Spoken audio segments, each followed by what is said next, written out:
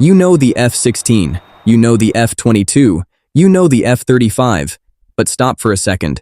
Where is the F-1? The F-2? The F-7? Where is the F-13?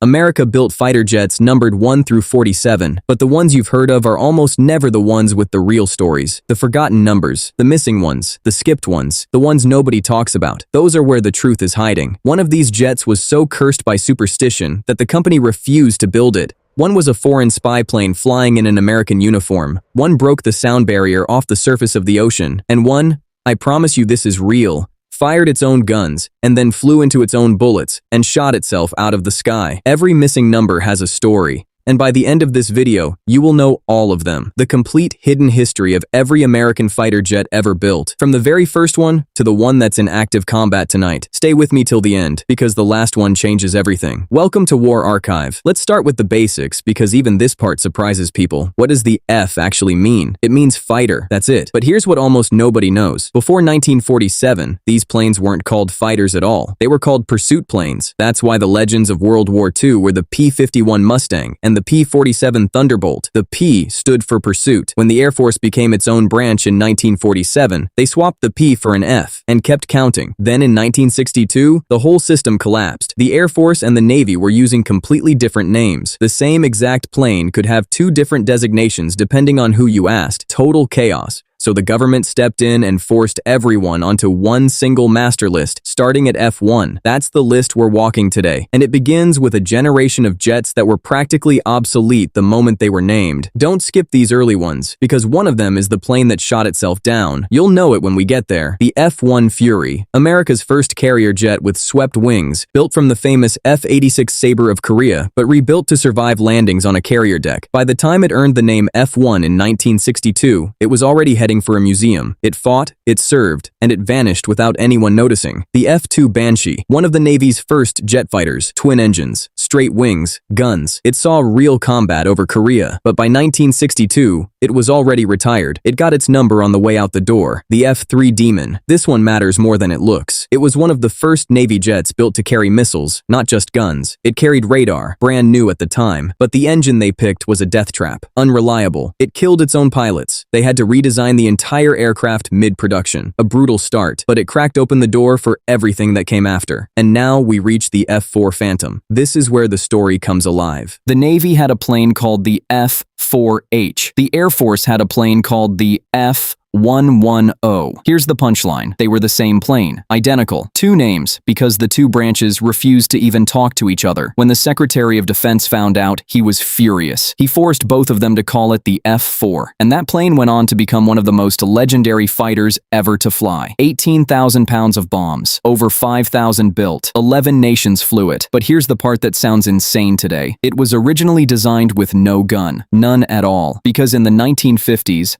the smartest minds in the room were certain missiles were the future, and guns were dead weight. Vietnam destroyed that idea in the worst way possible. Pilots found themselves in knife fight range with enemy jets, and nothing to shoot. They had to physically bolt a gun pod onto the outside of the plane just to stay alive. So let me ask you right now, does building a fighter jet with no gun sound smart to you? Because some of the most brilliant engineers in American history bet everything that it was. Tell me below. I'm curious what you'd have done. The F-5 Freedom Fighter. Small, cheap, nearly indestructible. America bought hundreds of these, not to fly itself, but to hand to allies during the Cold War. Simple enough that almost any nation could fly it and fix it. The F-6 Skyray. This one looked like a flying saucer, and I mean that literally. Its delta wings gave it a round, alien shape unlike anything else in the air. It climbed faster than any American jet of its time, and shattered world records doing it. But its range was about as far as a sports car on a single tank. Scramble, intercept, come home. That was the entire mission. And now, the F-7. Hold on for this one, because it's genuinely one of the strangest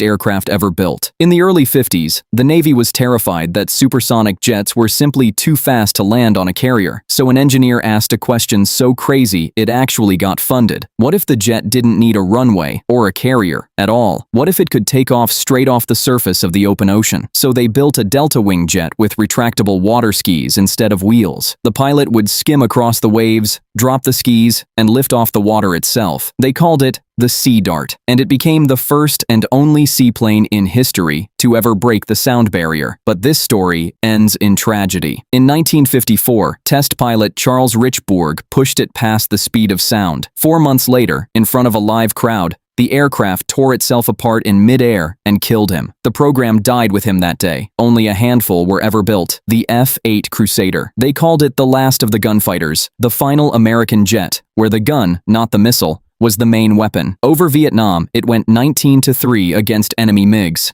19 kills, 3 losses, and it had one of the wildest features in aviation. Its entire wing tilted upward 7 degrees for landing. France kept flying it all the way until 1999. The F-9 Cougar. By the time it got its number, it was already more of a trainer than a fighter, but it proved swept wings could work on a carrier deck, a quiet step that made everything faster possible. The F-10 Sky Knight. Big, slow, ugly, but it was America's first radar night fighter, and in total darkness, it was a nightmare. During Korea, it killed more enemy planes at night than anything else in the sky. Not glamorous, just lethal. And now, the F-11 Tiger, the plane I promised you, the one that defeated itself. In 1956, a test pilot fired the Tiger's cannons during a dive. Then he kept descending along that exact same flight path and caught up to the stream of bullets he had fired seconds earlier. His own rounds slammed into his own aircraft. The F-11 Tiger shot itself down. It remains the only jet in history to destroy itself in flight, and against every possible odd, the pilot survived to tell the story. Now watch what happens next, because the program gets serious fast. The F-12. Picture a missile with a cockpit bolted on. Mach 3.2, 80,000 feet. The YF-12 was the interceptor version of the legendary SR-71 Blackbird, built to hunt Soviet bombers at speeds nothing else on Earth could match. It set records that stood for decades, but by the time it was ready, the Soviets had moved from bombers to nuclear missiles, and no fighter could stop those. Cancelled. Only 3 ever built. And then, a number that simply isn't there. The F-13. There is no F-13. It was deliberately skipped. 13 was considered unlucky, and Grumman, the company that would have built it, flatly refused the number. Think about that for a second. The most powerful military on the planet dodged a number out of pure superstition. They jumped straight to F-14, and the F-14 rewrote everything. Vietnam had been a humiliation. America sent missile-armed jets into the sky and got torn apart in close dogfights by small, vicious Soviet MiGs. So they went back to the drawing board and built the plane that ended up on the bedroom wall of every kid who ever looked up. The F-14 Tomcat. Its wings physically swept back in flight, spread wide for slow speed, swept tight for Mach 2.3. It carried the AIM-54 Phoenix, a missile that could kill from over 100 miles away. Its radar tracked 24 targets at once and fired on 6 at the same time. The Navy retired it in 2006. But here's the part that's almost unbelievable. Iran still flies them. The Shah bought F-14s from America in the 70s. After the revolution, the US cut off every single part and all support forever. And Iran has somehow kept them in the air for nearly 50 years by tearing apart their own jets for spare pieces. That is how good this airplane was. The F-15 Eagle. One stat tells you everything you need to know. 104 kills, 0 air-to-air losses. In over 50 years of combat, no enemy aircraft has ever shot down an F-15. Not one. It hits Mach 2.5, and its engines are so strong it can climb straight up like a rocket. It entered service in 1976, and they are still building brand new ones right now. So here's a real question for you. If you had to climb into one cockpit for one real dogfight, your life on the line, the F-14 Tomcat or the F-15 Eagle? Drop your answer below. I actually want to know which one you trust with your life. The F-16 Fighting Falcon, the most produced Western jet in history. And here's the secret that makes it lethal. It was deliberately built to be unstable. On its own, it would fall out of the sky. A computer makes tiny corrections 40 times every second, faster than any human could ever react. That built-in instability is exactly what makes it so unbelievably agile. Over 4,600 built, flown by more than 25 nations. And the pilots don't even call it the Falcon, they call it the Viper, the YF-17 Cobra. In 1972, 2 companies went to war over a contract. General Dynamics with the YF-16, Northrop with the YF-17 Cobra. The Air Force picked the F-16, and the Cobra looked finished. But then the Navy took one look at the single-engine F-16 and called it too risky over open ocean. So they grabbed the twin-engine Cobra instead, made it bigger, and turned it into the F-18 Hornet. The plane that lost became one of the most important jets the Navy would ever fly. The F-18 Hornet, the Navy needed one jet that could do it all, air combat and ground attack in the same airframe. The Hornet and its bigger brother, the Super Hornet, did exactly that. When the F-14 retired, the Super Hornet quietly took over every single job. The Blue Angels still fly it today. Not the flashiest jet ever made, but the most dependable, and for the Navy, dependable wins wars. The F-19, a number that officially never existed, but in the 1980s, toy companies started selling models of a fictional F-19 stealth fighter, and it looked shockingly close to the real secret jet that appeared later. Many still believe the number was quietly buried to hide a classified program, and the real stealth plane was given a totally different number to throw the world off the trail, the F-20 Tiger Shark. And this one will genuinely make you angry. Northrop built the F-20 as a cheaper, faster, better F-16. Cold start to supersonic in 60 seconds. Chuck Yeager, the first man to ever break the sound barrier, called it the best fighter he had ever flown in his life. But the US government was already pushing the F-16 to the entire planet, and no country on Earth would buy a jet that America itself refused to fly. 3 were built, 2 crashed at air shows. The program died. One of the finest fighters ever created never saw a single second of combat. It was killed not by an enemy, but by politics. Then the numbers go dark and silent, and one plane breaks the entire pattern. The F-21. The F-21 isn't American at all. It's an Israeli jet, the IAI Kafir, that the US Navy leased from Israel in the 80s for one secret purpose: to become the enemy. The Navy needed its pilots to train against Soviet MiGs, and the Kafir flew almost exactly like one. So a foreign aircraft was given an American number and sent into American skies to fight American pilots, pretending to be the enemy they feared most. Mission complete, it went home to Israel by 1989. The F-117 Nighthawk. Let's clear something up. The F-117 isn't really a fighter at all. It drops bombs. It has no air-to-air radar. It can't dogfight. Technically, it's a bomber. But the Air Force called it a fighter for 2 reasons: secrecy and the fact that the word fighter attracted the best pilots in the country. The number 117 was chosen specifically to confuse Soviet intelligence, completely out of sequence. When it was finally shown to the world in 1988, no one had ever seen anything like it. In the Gulf War, it flew into the most heavily defended airspace on Earth and came home untouched until 1999, when a Serbian crew shot one down using an old Soviet missile system. By catching the one split second, its bomb doors cracked open and broke its stealth. That's all it took, 1 second. Everything up to this point could still be seen on radar. Fast, deadly, brilliant, but visible. What came next didn't just fly faster, it disappeared. The F-22 Raptor. On radar, the F-22 shows up as a tiny marble, moving at Mach 1.8 with no afterburner. That's called supercruise. Its engines aim their thrust in different directions, letting it turn at angles that should be physically impossible. Every foreign pilot who has ever trained against it says the exact same sentence: by the time you know it's there, you're already dead. Only 187 were ever built before the program was killed for cost. It's banned from export to anyone, and to this day, nothing else in the sky can beat it in a dogfight. Nothing. The F-23. In the late 80s, Northrop built the YF-23 Black Widow to fight the F-22 for the contract, and by nearly every measurable number, it was better, faster, stealthier, longer range. Even the losing team's own manager admitted afterward, "We knew the data. There was no reason we should have lost." But Lockheed's YF-22 was more agile at low speed and proved it could fire live missiles in testing. Northrop lost. 2 YF-23s sit silently in museums today. And here's the twist that keeps it alive. The Navy's next stealth fighter looks strikingly like the YF-23. The plane that lost in 1991 may finally fly in the 2030s. From F-24 to F-34. These are the ghost numbers. Most were swallowed up during the competition that eventually created the F-35. When Lockheed won with their X-35, instead of giving it the next number in line, the military simply kept the 35. That's why we leap from F-23 straight to F-35, skipping 11 numbers like they never existed.